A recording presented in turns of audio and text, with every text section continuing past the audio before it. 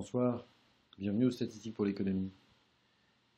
Aujourd'hui, on va se demander qu'est-ce que c'est concrètement une variable de student, d'où ça sort et comment est-ce que ça se construit. Donc pour ça, on va prendre l'exercice 6 du TD2, non, l'exercice 2 du TD6, tout va bien. Et dans cet exercice 2 du TD6, qu'est-ce qu'on voit? On nous demande en fait de trouver un coefficient qui fait que une drôle de somme de variables aléatoires, ça donne une variable de student.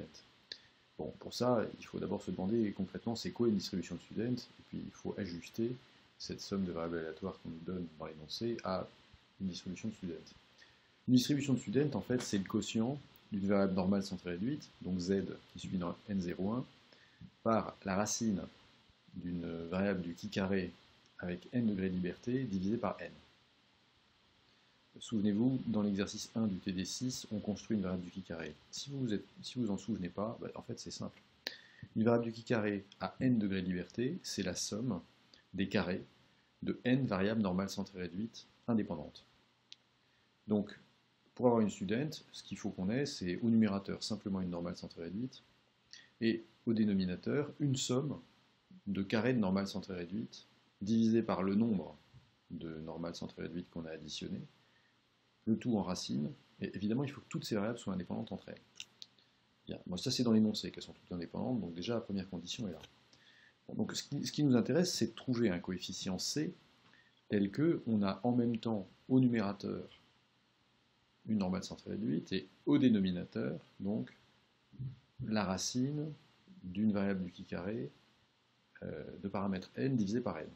On va y aller séquentiellement, c'est-à-dire qu'on va chercher à résoudre chaque contrainte séparément. D'abord, on va essayer d'avoir une normale centrée réduite au numérateur, et ensuite d'avoir la racine d'une somme de variables normales centrées réduites au carré divisé par le nombre de 1 qu'on additionne. Voilà, allons-y. Bon, donc en fait, au numérateur, on a deux variables normales indépendantes qu'on additionne. C'est x1 plus x2. Et donc, puisqu'on additionne des normales indépendantes, on a une normale.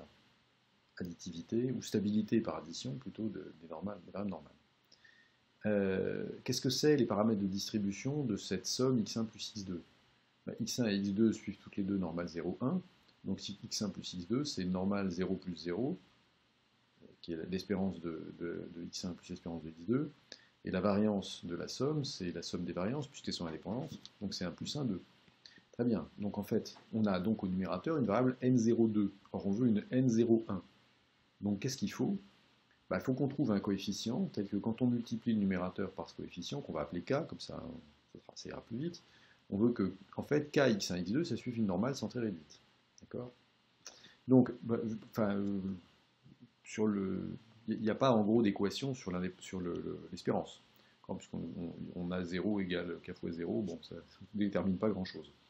En revanche, du côté de la variance, ce qu'on a, c'est qu'on doit avoir en fait on doit avoir quoi? On doit avoir que la variance de k fois x1 plus x2, vous savez que la variance c'est un opérateur quadratique, donc quand on sort le k de la parenthèse, ça nous fait k2 variance de x1 plus x2, et variance de x1 plus x2, on vient de le calculer, c'est 2. Donc on doit avoir 2k2 qui doit être égal à 1, puisqu'on veut que, x1 plus x2, que k fois x1 plus x2, ce soit une normale centrée réduite.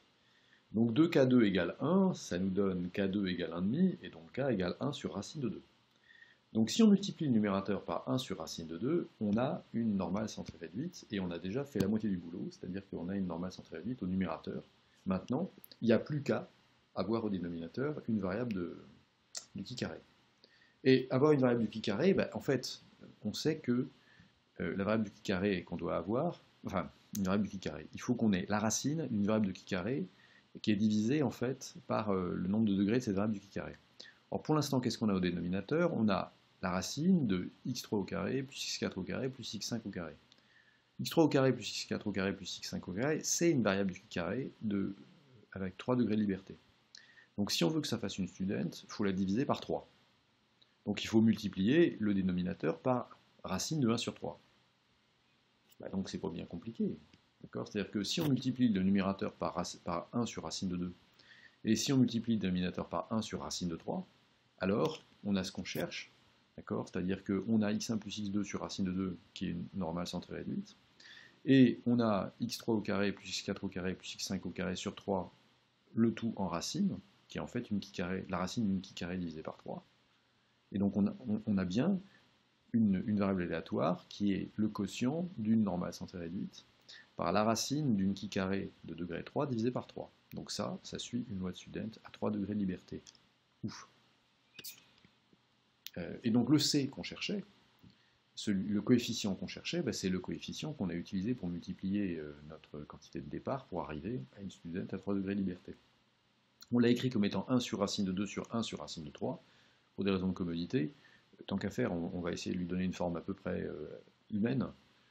Et donc, en fait, 1 sur racine de 2, bah, c'est 1 sur racine de 2. Mais divisé par 1 sur racine de 3, ça veut dire divisé par racine de, ça veut dire multiplié par racine de 3. Donc en fait, c'est racine de 3 sur racine de 2.